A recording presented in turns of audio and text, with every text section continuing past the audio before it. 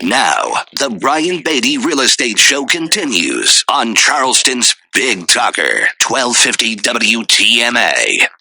Welcome back, folks, to the Brian Beatty Real Estate Show here on the Big Talker, 1250 WTMA and WTMA.com.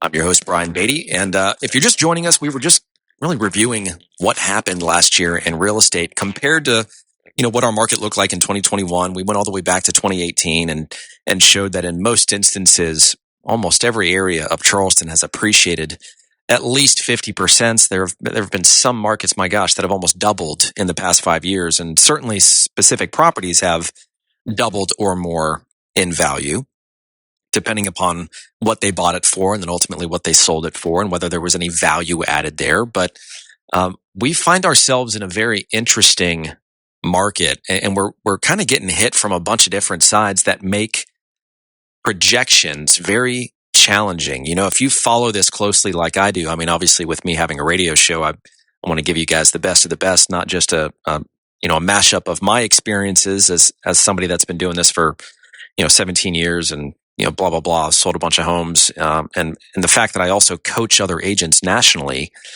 so I get to hear what's going on in their neck of the woods. I mean, I've coached a guy in Canada as well, which is a totally different market, and so you get a really interesting idea of what's happening nationwide. And I'm just here to tell you that our market is going to quote unquote weather this storm significantly better than other areas of the country. Why do I say that? Well, we've got pretty good economics here locally. We're a destination market. And I think we're going to continue to be one. Even if you eliminate the kind of work from anywhere, massive reshuffling of society when COVID hit, where you can work from home and choose where you live. We had a lot of people, of course, come to Charleston. But even before then, even before COVID, we have had so many people from the Northeast, from Ohio. I mean, now we're starting to see a bunch of folks from the West Coast trying to get out of that crazy market, coming to Charleston. We've got international buyers here. We've got institutional buyers that are still here, not in as full of force as they were at the beginning of last year in 2021, where, you'd get a letter. In fact, John Quincy just showed me a letter that he received from a home buyer, program. It's just a collection of investors that have pooled money together to try and buy properties on the cheap. And they just blanket, subdivisions with, hey, I'll buy your home for X. And they're probably just taking the Zestimate, deducting 35% and looking for, the suckers out there, or the people that are just in really bad financial situations. And they probably pick up quite a few homes doing it that way. But anyways, when we look at what's going on this year, and we know that Fed Chair Jerome Powell made it very clear last summer that increasing mortgage rates would help to kind of reset the housing market, which had turned into kind of a buyer's nightmare during the pandemic. Well, I mean, that's exactly what happened. A bunch of people either got priced out of the market or they took a step back, decided the idea of moving just wasn't for them. It just doesn't make sense anymore. It's not worth the added monthly expense. But you also have a lot of people that still want to make a move. They've got legit reasons for moving other than just, hey, we're sitting in this house that we could probably sell for $500,000. We've got a 5% interest rate on it. Remember when we all thought that 5 was a good interest rate, or when 6 was a good interest rate? It was the normal interest rate. I think if you do an average of the interest rate over the past 50 years, it's like 8%, by the way.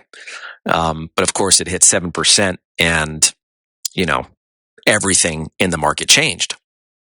Well, for a lot of folks, it's just not worth the added monthly expense, but there are still plenty of people out there that want to make the move. They're just struggling to find the inventory, which is kind of what we're stuck on right now. But it did stop runaway appreciation. The number of closings dropped dramatically nationwide. For us locally, it was a little under 20%. And we had one of the biggest, if not probably the biggest refinance boom of the century just kind of end abruptly.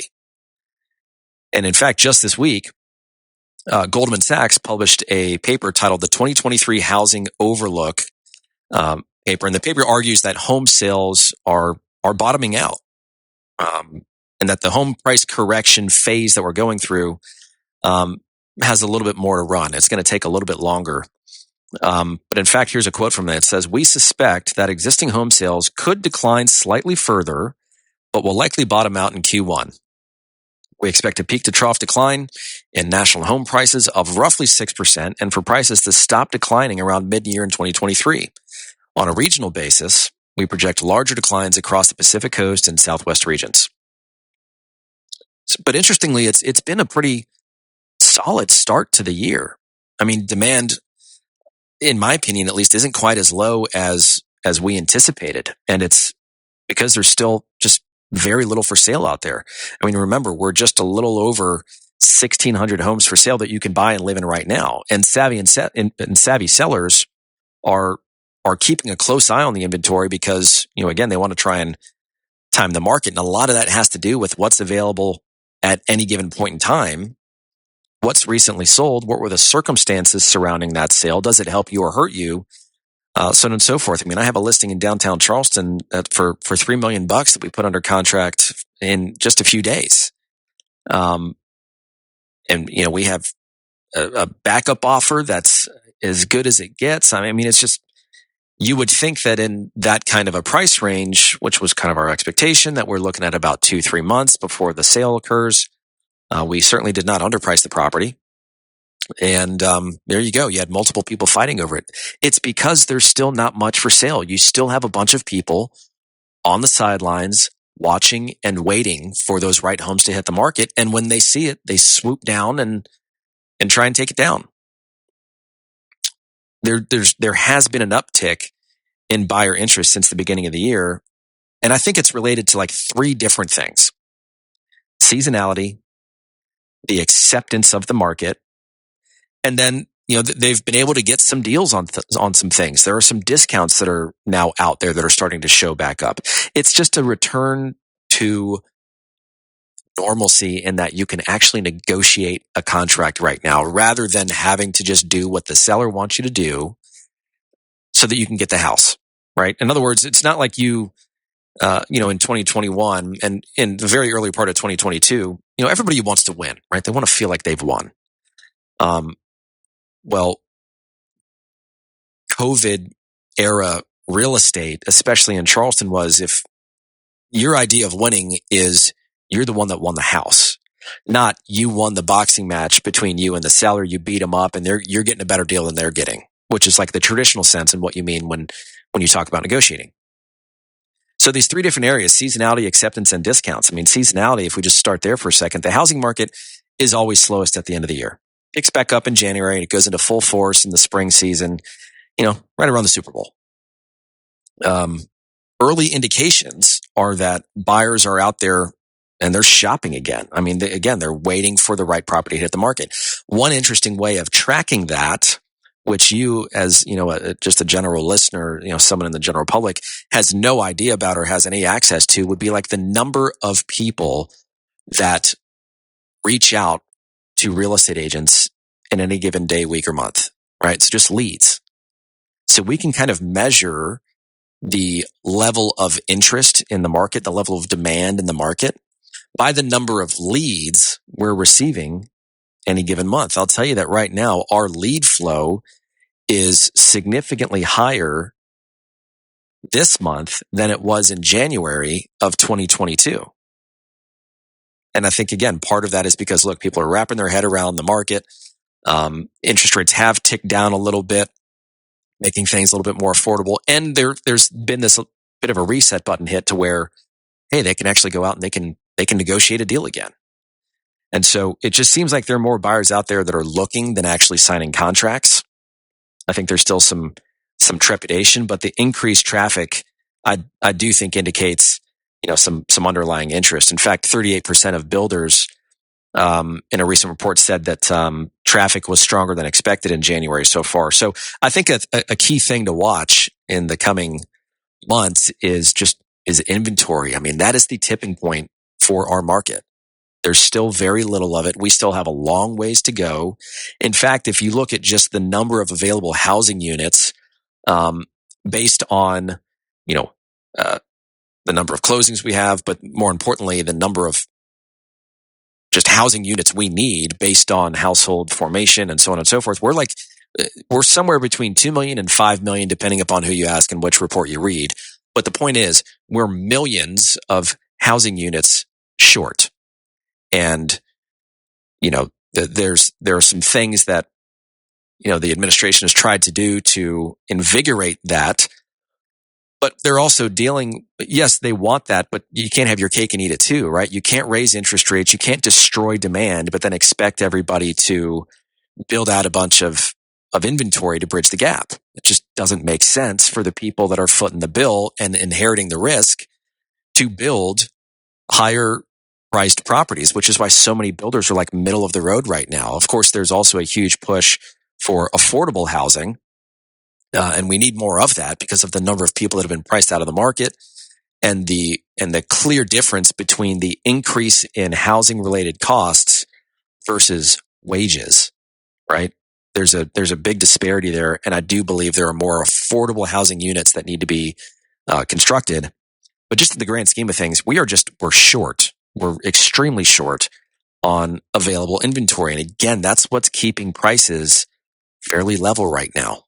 If inventory shoots through the roof, I mean, there are all these articles or YouTube videos, wherever you go, everybody out there is always vying for your attention. They're trying to do what they can to, get you to commit to giving them a few moments of your time, which is why they have to create catchier and ridiculous, article headings or, pictures of a guy, and looking behind him, and there's a huge tidal wave with houses at the top of the crest of the hill or the wave about to crash down on this guy. I mean, it's just, it gets a little ridiculous, right? Some of it's for entertainment.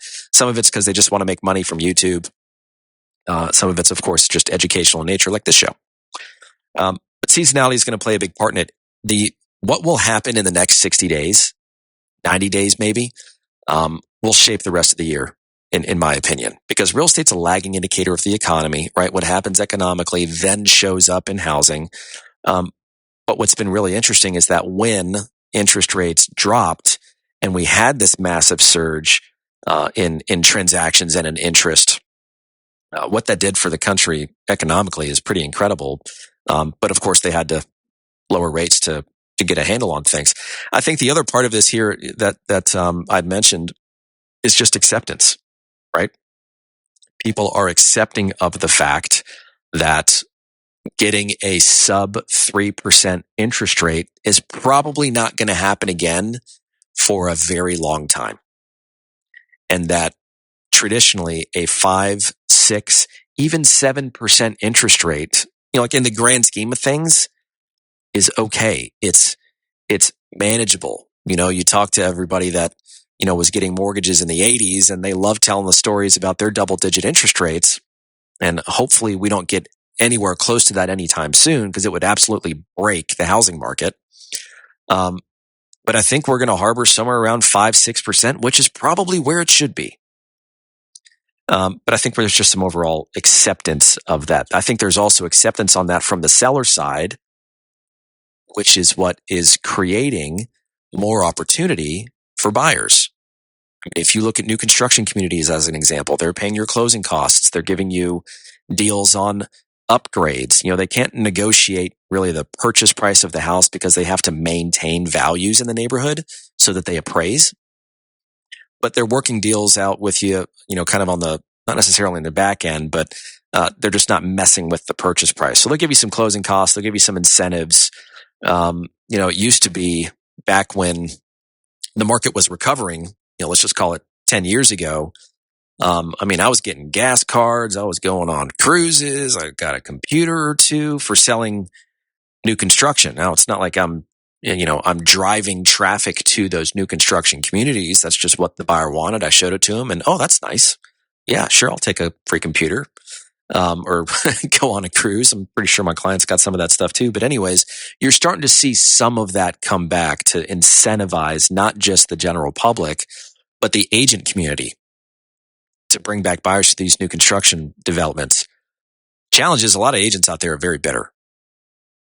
There are some builders that when the market was really good last year, year before last, really kind of stuck it to agents. You'd sell an $800,000, $900,000 house traditional commission is 3%. So you can do the math on that. Of course, we don't keep all that. We have to share it with, our broker, and we've got to pay taxes on it. We've got expenses and all that great stuff. But, instead of you earning let's just call it a $25,000 commission, you earn a $5,000 commission. Well, a lot of agents are like, that's a lot of income that you're asking me to give up. And I'm certainly not going to ask the buyer to pay it. So it's not like your homes are that special anyways. I guess we'll just look somewhere else. And so, now they're kind of begging for agents to come back to their communities. And there are some builders out there that they've got a lot of making up to do, I think, to the agent community, because we're the ones that bring them the business the vast majority of the time. But I think the last thing to just mention really quickly before taking a break is that a lot of these reports that you have access to, that I have access to, are changing their tune a little bit. Like, as an example, Ali Wolf is the chief economist for a company called Zonda. And they're the largest new construction data company in North America. And earlier in the year, at the very end of 2022, they were saying that prices were going to go down about 15%. Now they're kind of taking a step back and they're saying, maybe 6% from top to bottom, but it's going to depend on, how deep a decline we will see in interest rate cuts, if at all, because that could obviously fuel the market.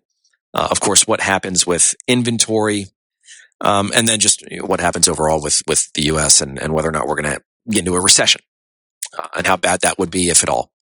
So still a lot of things kind of left unknown, but I can just tell you from somebody that's in the business, that's very active within it, things seem to be going pretty well. I do not have a doom and gloom outlook for our little slice of heaven here in Charleston, South Carolina. But if you have questions about your specific market, your home, your area, your neighborhood, your price range, or you're thinking of buying a home, let's have a conversation about that. I think that the more we can strategize, the more information we can compile, the more of a running start we can get, usually the better the experience is and the more money you make. It's kind of just the bottom line there. So if I can help you with that, 843-800-0065 is my cell phone, 843-800-0065. Or check us out online at listingsincharleston.com. And stick around. We'll be right back. Hear the Brian Beatty Real Estate Show every Saturday morning at 9 and each Sunday morning at 10 on 1250 WTMA and WTMA.com.